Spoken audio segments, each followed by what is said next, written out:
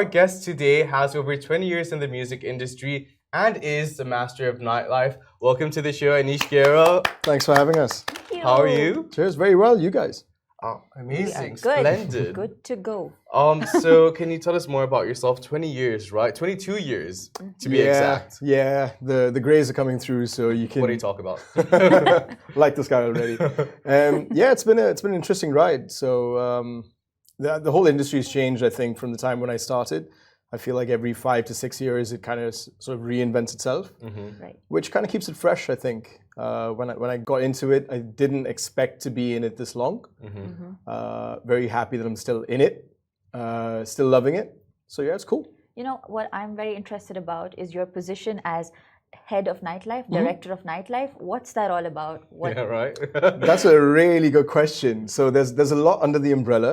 The easy answer is literally everything when it comes to nightlife. But Right. because I have a bit of a, let's say, an interesting background, say for example, I have a degree in audio engineering. Oh wow. So that tends to open a couple of different doors when it comes to how we structure events, how we're doing gigs. I'm very hands-on when it comes to the audio process as well, right? So what we do at Caesar's Palace is we're trying to re-innovate our own style of entertainment, nightlife, music, our music culture, the works, which fits with our brand DNA and the vision that we want to put out. And is this a position that's usually there, or like, is this like a unique twist on like? That's a good question. Yeah, that is actually. Not many people have asked me that. You're spot on, actually. In fact, when I first came in, or rather before I came in, the position didn't exist. So you're like the first head of nightlife. For Caesar's Palace in Dubai, yes. That's very cool. So you're basically like a vibe advisor, right? Well, I need to add this. These are cool things. You start taking notes. Vibe advisor. Yeah, definitely. That's going to go on my resume for sure. Oh my God, I wish I could This is such a we just Gen Z this whole. Right. But it's interesting because in a way you're dictating how everyone's nights are gonna go. You know, you're still creating a story for everyone throughout the night, right? Yeah, so basically the thing with Caesar's Palace is where, she's a big girl. We have a lot to offer. We've got 5 pools, we've got a gorgeous beach, there's a lot of F&B offerings. And the initial challenge for me was, you don't want to step on anyone else's toes, right? I want people to come in and have a different experience literally at each area. So the first thing that we looked at was actually all the background music that we have playing. So in most places you'll have 1 or 2 identities. Right. At last count, I think I've got 22 different identities that play throughout the resort. And usually when I'm curating, say for example, one area or one space, you want to do between 36 to 46 hours to 48 hours of music. So in theory, you won't have any repetition. Yeah. But of course, the whole world's run by an algorithm, and algorithms love me, so you'll get the same record 3 days in a row. But sometimes I think it's more interesting that when you come into different zones, you have a completely fresh experience. So, for example, if you walk into our lounge in the lobby, depending on the time of day, you get everything from ambient, very relaxing, sophisticated vibes in the evening. It just sort of flips a wee bit, right? And that actually was a brainchild of our president, Anthony Costa. He's a brilliant guy when it comes to music. Makes my job really easy, to be honest with you, to work with people who have that background with music. So yeah, it's a pretty cool gig. When you first got, so you studied audio engineering, right? I did. When you left college, what was the first thing you did to get to where you are now? Look, I'm the guy who's always been running against the grain. I'm the most unconventional person I think you'll meet. You can see that. So yeah, thanks. So I think work started at 17. I started off as a DJ, right? Probably shouldn't be saying this, but I wasn't even allowed into a club at that time. Yeah, Right? 17. At 17, it was a different world, right? So I was very happy to be in it, and I started working at 17. But I've always tried to look into the future to see, okay, great, what's next? And I honestly thought gigging and DJing would be about 3 to 4 years. So that's why I was chasing the audio engineering degree, because actually I wanted to write as an artist. And instead of learning to play the piano and learning, your classical musical instruments and going down that route, I'm quite analytical. And I was looking a lot at music. And I realized if you look at music in, say, the 60s and 70s and 80s, it was about what you wrote. It was about the progressions. It was about the chords. It was about the provocation that you were getting from the artist. And now you look at what we're putting out now, that's all gone. Right? It's a completely different style of writing. It's all about the engineering. I'll play my David Guetta card, right? Which is, it's 3 notes for 3 minutes, right? But the notes constantly evolve in terms of sound design. And I found that really interesting. So I said, you know what? I'm going to go do this first. Got the degree. Thought it would be a small mountain to climb. Turned out to be that kind of a mountain to climb. So that was an interesting challenge. Now we're at the top. Well, getting there. Sorry. But you basically deal with like different kinds of music. But what's your favorite? Good question. Favorite genre? Guilty pleasure? Yes. 70s funk. Really? Oh yeah, man. I see that and understand. Oh yeah. I fully understand. Like my music hero is Quincy Jones. Really? So yeah. Very So nice. if I had a choice, I would rather go back in time and then be active in the music industry through the 70s. I think. It's very interesting. Yeah. I mean, that's where for me it's music gold. What's your least favorite genre of Don't the do this. music Don't of do this today? to me, I mate. think Don't it do needs this to to be me. spoken of. Because for me, it's mumble rap. Okay. Can't stand it. Okay. Make it make sense because it doesn't to me. Okay. But what's yours? You really put me on the spot here. I'm gonna get into so much trouble for this. I'm not a fan of Bollywood. Okay. Ooh. Okay. Right. Oh, okay. Fair enough. All right. If Simran was here, I knew there was gonna be. Yeah, right. I was gonna say like. It's okay. For the Indians, you're Amazing. I'm just not a fan of Bollywood. I love Indian music. There's a big Yes. distinction with that. Yes. So let me be very clear, right? I Okay? agree with you. So yeah, that's never been a huge fan. And country. Really? Yeah, mate. I mean, I'm So gonna like you don't pick up like on like with you. like are we talking country like Jolene and no, I'm talking country where it's the song about the horse that died and that so kind like of stuff, right? so like Hey. what about that? Take my horse to the old town road. Yeah, that's okay. I can handle okay? that. That's sort of country pop, but the really Okay. twangy, that kind of stuff. Just So even like does- yodeling, like I'm not a fan of country roads either. Oh, what about yodeling? That's a good question. yodeling. I have very little experience in it, to be perfectly honest. But do you think you could have like a yodeling night in a club? Like yodeling, I would hope not. I can see myself. I pride myself in the fact that music's a very diverse space, and I love the fact that people push different sounds, and I'm very open to that. Right. And if someone's pushing yodeling, great. You've got my support in the fact that you're pushing something that's creative. Go for it. I'm out. Okay, so you wouldn't do I it. get Okay. it. You don't have a director of nightlife. What's the point? No to yodeling. Directed you straight to the door. So, you explained how music has changed, right? But the nightlife scene. Yeah. For me, when I imagine nightlife in the early 2000s, it's all the cringy photos with the not so flattering dresses. But that's more so the scene, right? We were not so flattering. It's my style even now. He's clearly got somebody in mind, right? I'm thinking of a very certain type of photos. You know, when you see, I don't know if you can envision what I'm envisioning, but it's something that's how I envision early 2000s. Sure. Like cringy photos, like. Sure. But how has the nightlife changed since then? And what do you do to almost like go with the times, but stay true to yourself? Right. Okay. You're spot on to start with. But actually, I think that's a great thing that you had the cringy photos and say, for example, hypothetically, the bad fashion sense at nightlife, because that's not what it was about. It was actually about the music, Right. which is why we fell in love with it at the time, right? And that's why I have so much respect for the old schoolers, for people who were in it before it was cool, because there was no qualms about it. We were here for the music, we were here for the movement, we were here for what it stood for, right? And now I feel like that is highly diluted. Right. Now it's a lot about everything else, if that makes sense. That is so true. And I would love to actually dial it back down. So when it comes to clubs as a DJ, where I prefer to play, going back say to my UK days, I used to be the resident gatecrasher at one point, right? And that's how do I put it? It's a glamour nightclub, right? Very similar to what we have in Dubai, where production's really on point. There's a lot going on. There's huge screens. It's the works basically, right? And then you get something like the Ministry of Sound, where I was with them for 5-6 years as well. And that's just a room. Yeah. Right? Yeah. Production's really minimal. It's just a box. Yeah. In fact, their main room was called the box. But it had the best sound system in the world. It's the first Dolby Atmos system in a nightclub ever invented. So that tells you where the DNA stood, where the vision stood. This was all about the music.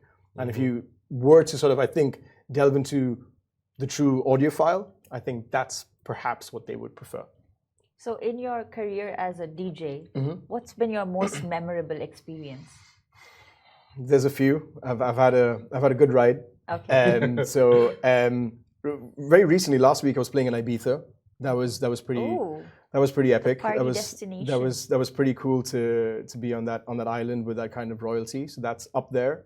Ministry, my first gig at the Ministry of Sound in London, of course, Really? because yeah, it's Wow. kind of like your Rite of pinnacle. passage. Exactly, Yeah. it's your pinnacle, right? That you want to be there, and you want to have one of those under your belt. And the fact that we were there with them for as long as we did, I think, was big. But honestly, it's home. It's playing. Really? It's playing in Goa. Wow. Oh, that's so sweet. Home for me, always. I want to be there. Damn, I need to. You should expand, go to 'cause Goa. It is a vibe. Actually, It Goa is truly one is. place I really, really want to go to. You but haven't been, I haven't been. mate. No. Come I on. know. I know. You connect with me after. We'll sort you out. Don't worry. A summer trip, a winter trip. How does that? 100%. Do both, man. Do Really? both. Yeah. Yeah, any time of the year, Goa is beautiful. Yeah. Does it rain all year round? No, we get 4 months of monsoon, which is Yeah. we're in the peak of it right now. And Okay. honestly, go in the monsoon. It's my favorite time. That's what I was thinking. That's what I was asking. It's I'd lovely. rather. Yeah, it's like, lovely.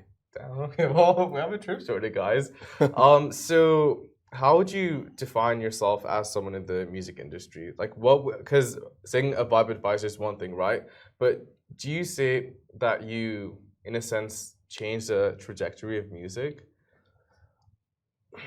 I wouldn't say I'm changing the trajectory of music. I'm just trying to do me, to be Yeah. perfectly honest with you, right? cool. I mean, as an artist, my first challenge was, hey, can I write a decent piece of music? And then when I thought I could do that, I went, can I write something that's world class?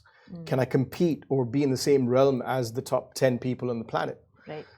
That was the next challenge. And when I realized, okay, we're getting there, then I asked myself, what do I want to write? What do I really want to put out? And there's two sort of options that I really had, which was one, which is content. Just get out as many records as you can. Or for me, it was a bit more quality over quantity and a bit more less is more kind of thing. So that's the approach that I've taken.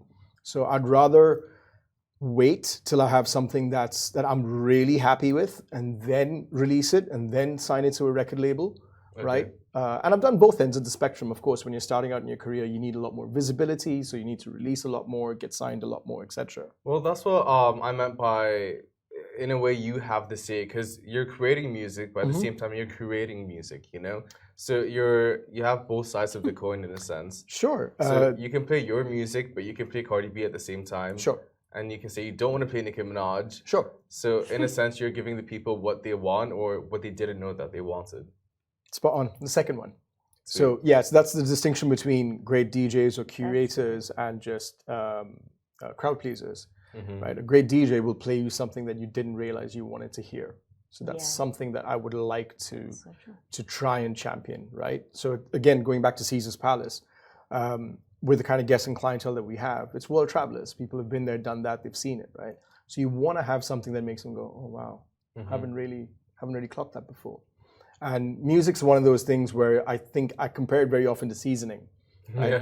Right? I love that. It's great when you've got it right, but when you've got it wrong, you suddenly realize, oh, hang on a minute, we've got a real big problem here. Do you know what I mean? So it's one of those things. So Speaking of music that you haven't heard before, tell us about your latest song, Jaipur. Thanks. That's an interesting story. I wrote Jaipur 2 years ago. Oh, wow. Okay. Right. So again, this is a little insight into the industry where you think that, something's come out 2 weeks ago. It's super fresh. It's super new. Yeah. Spoiler. It's not, right? I wrote Jaipur 2 years ago. I connected with this really cool ethnic Indian Rajasthani singer called Chitralekha Sen. She reached out just to me on Instagram. Loved her voice. And truth be told, I'm quite guilty of this. Never really worked with anybody in India before. You know, I've had very little interactions, and 99.9% of my work is English, of course, right? I've done one record that's in African and Bantu, and that was about it. Right. So all the people I've worked with were in the West. It's the UK, it's the US, it's Europe, it's all over the world, really. And then this opportunity came about. Wrote the record. Chitralekha sent me a brilliant vocal very quickly. I was super impressed. And then I wrote the record, finished it, and I went, right, guys, send it to my top 3 record labels. Yeah. And everybody Awesome. rejected it. Oh, Everyone. It's music industry. That's brutal. We get the amount of rejection in the industry is rampant, and that's something I really do want to talk about, because for people getting into the scene, you get disheartened and sort of your soul destroyed every 5 minutes. You know what I mean? Because you've worked on something for a day, a month, a year, and you get, nah, not investing in it, not for us, not going to put it out. You know what I mean? So I got rejected by everybody. And then I was going to bin the record, to be honest with you. I just said, you know what? Not going to do it. If it's not meant to be, it's not meant to be. Yeah. And then I have some very good people in my life, I have to be very honest, who just went, look, you're nuts. I don't know what's wrong with you. You need to put this out. So I sent it back out to a couple of labels. And Ali and Fila's Future Sound of Egypt, which I mean, they're dance music royalty. I mean, been at Tomorrowland for 12 years, you know what I mean? So they said, you know what, we love this, we're going to sign it. And it's nothing to do with their identity, if you think about it. It's like a progressive record with Indian vocals. It's quite out there. Right? And they signed it. Next thing I know, Tiesto has been supporting it. Chicane's been supporting it. Whoa. You know, Ali and Fila, Sultan and Shepherd. And yeah, and then we hit top 10 in the world on Beatport, which was pretty cool. That's a roller coaster ride. Yeah. You know, it just goes to show sometimes when everybody else thinks, when everyone thinks it's not good enough, you're in the wrong room. Sometimes it's just not. Yeah, it's not you. I would agree. And there's a few things to it. There's timing, right? You don't know where someone else is coming from. Like, you know, Shahir may have a different objective right now, which doesn't fit what I'm giving him. And he's got his own business plan. Right. And I'm clearly not aware of that, right? So, especially in the creative arts industry, I think you need to develop a bit of a thick skin. And the most important thing is be happy with your work, right? It's irrelevant where, who, what, how. Don't get caught up with the numbers. So I try not to. But speaking of thick skin, can you tell us about mental health campaigns that, you know, you have a bit of that element also in your work? Sure. It's something that's quite close to my heart, to be honest. It's a bit early in the morning for something like this, but yeah, I lost a few people, to be perfectly honest with you. Quite a while ago, good 16 years ago, 15, 16 years ago. So when you sort of get those awakening moments in life, you kind of go, hang on a minute, what's going on here? And you realize there's not much of a narrative, especially among men, right? For us, we don't tend to talk about it. We're quite conditioned. You're a boy, tough man, don't cry. Do you know what I mean? It's just sort of embedded in us, and I don't think we help ourselves at all. So I think it's something that should be talked about. I do what I can. I've got a small campaign coming out in the next couple of months as well, which is mainly centered around men's mental health. Amazing. And just trying to break the stigma, to be honest with you. I'm not trying to do anything else. I think if you can convince one person to seek help, or to even just open up, or just talk and just put your hand up and go, you know what, I'm struggling right now. And that's not something you hear, but it's something that you see constantly, right? Right. And as lads, you know how it is. We tend to take on the world. You know, the analogy I use is it's us coming home from the supermarket run. We're men, we're going to do stupid things. Irrespective of how many bags we've got, correct me if I'm wrong, we're doing it in one. Yeah. Right? Right? We're not doing this, I'll take 2 bags here and I'll keep, no. There's 15,000. I got them, right? I'm taking it. And that's what we do. We just tend to take on things. That's true. It's super commendable because, like you said, not a lot of people, not a lot of men especially do talk about it. It's something that we do keep close to our hearts, and subsequently you don't know how to process things, and if it's like a glass and you keep filling it up with water over time, it's gonna just spill. Exactly. And I think we need to clearly have that distinction between it's a health issue, right? It's the same as I've sprained my ankle, I need to go get it fixed, I need a bit of whatever I need, a bit of rest, I need a bit of medication. It's exactly the same, right? So I think the minute we start looking at it that way, I think it could perhaps break the stigma a little bit, and then maybe get a few more people to reach out. That is very important, very touching, honestly. It's true. Men talk to people. Men talk more to each other. Anyone. Release. I think that is the first step, just talking to people and acknowledging that there is something there that you're not sure as to how you can navigate. Well, thank you so much for joining us. It's been a pleasure. One second, just one last question. Sure, please. Tell us, do you have any upcoming projects? I was going to ask that. Oh. I was just like, oh my God, no, I need to know. Anything you want to share? So yeah, there's quite a few things on at the minute, to be honest with you. I'm not one of those people who tends to reveal cards before they're out. However, I do have something that I'm very, very excited about. I've got a brand new record coming out. Again, it's the second person that I've been working with in India. She's an absolute superstar. Her name's Manasi Scott.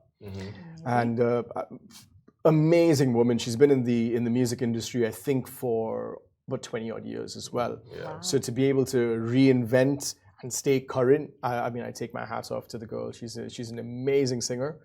So we've been really good friends for a number of years, and we did this really unconventionally. Very me, right? We had huge studios booked, and we said, "All right, come on, let's just fly into a city, and we just write this record." And I went, "Nah, I'm coming to your couch." And she went, "Really?" And I went, "Yeah. Let me know when. I'm coming over, and we're just gonna chill." And we just got coffees, heaps of food, sat on the floor, and we started writing. And in 4 hours, we wrote this record, which is. I would like to think it has a bit more meat on the bone, right? It tends to speak to a lot of people. Right. There's definitely a message to it. It's very much based on empowerment. We have a lot of similarities between us. You know, I've been raised by a single mom. She's a single mom. You know, so we kind of drew on our personal experiences, this wonderful ride of the music industry as well. You know, 20 years each, and poured all of that into a record, which should come out in the next 4 weeks. Wow. And, yeah, and we've got a pretty cool music video coming out as well. So that's going to be a global release. And it's a few of our key passion points that we've embedded into it. So Manasi is a huge fashionista, shall I say. So she styled the entire music video with upcycled fashion that was a minimum of 20 years old.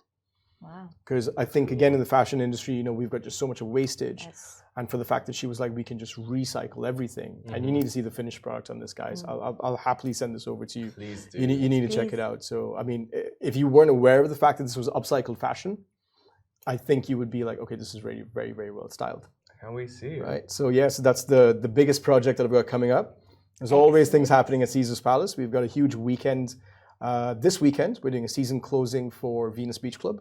Oh, we got a 2-day event on Saturday and Sunday. So Great. you guys are obviously invited. So we shall see you guys there. That I'm goes without planned. saying. Right? Come on down, bring Where to anybody you find us like. this weekend? No, this is going to be quite cool. I'm quite excited about it. We've got a bunch of DJs playing. I think we've got about 13 artists.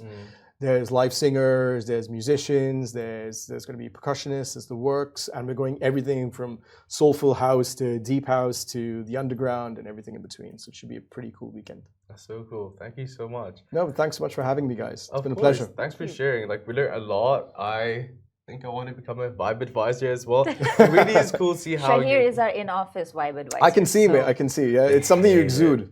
They hate my music in this office. Oh, really? Mate, you have to tell me. What are you playing? What am I playing? He plays like what, rock, metal? I play sometimes? not always. Okay. It's rock, folk sometimes. Give me names. Who are you playing? The Alalas. Oh, okay. Do you know them? Of course, yeah. What? Of course, yeah. Okay. The Growlers. Okay. I can see it's going far left a bit. Yes, Okay. Bodgered. Okay, I'm with you. Dr. Dog. Okay. I'm twitching as I'm saying I this. can see this. Oh, but Shahir's favorite artist of all time, Nicki Minaj. Monica Tanya Miraj. What? An artist like no other. What are your thoughts? Your artist of all time. I'm trying to put my foot in it here. Your favorite artist of all time. Oh my God, that's a difficult question. Mine's like Hosier or something. Okay. I'm completely on the other side. Okay. All right, that's cool. I can see where the clashes are. Yeah. Honestly, for me, I'm going to put my foot in it for sure. Not a huge fan, but huge respect for what she's done in the industry, right? I don't have to like it, but I can see what she's putting out and what she's pushing. And look, I mean, it's an empire that she's built, so you certainly can't take that away from her. For sure, you know. Dollar bills. Yeah, there you go. So. I will not finish that first. To save face. I think you need to resolve it. Wait, I need to talk things after this. Well, thank you so much for joining us. Honestly, it's been such a pleasure. Please come back whenever you have anything else that you're working on, anything else that you want to share. Sure. Guys, that is it from us. We will be back with you same time, same place tomorrow, me and Annika. But for now, goodbye from me. Goodbye. Have a good day ahead.